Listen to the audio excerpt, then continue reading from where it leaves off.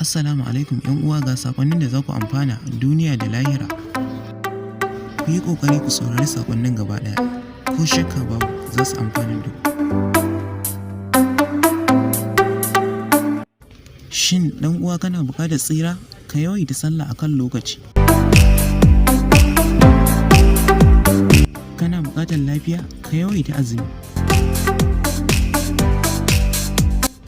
In dai har kana buƙatar farin jini, ka guji cin amana.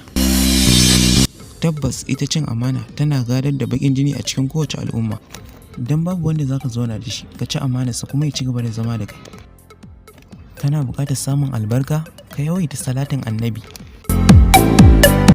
Kana buƙatar samun haske a rayuwarka? Ka yawaita sallar dare. Kana buƙatar gushewar baƙin ciki? Ka lizimci yin zumunci. Kana buƙatar samun arziki mara gushewa? Yawaita zikiri tsakanin alfajir da fitowar rana.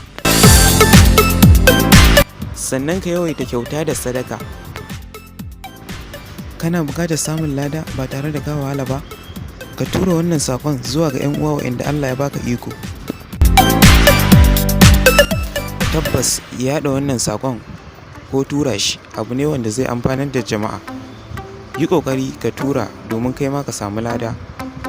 Fatanmu Allah ya ba mu ikon yin aiki da waɗannan abubuwa.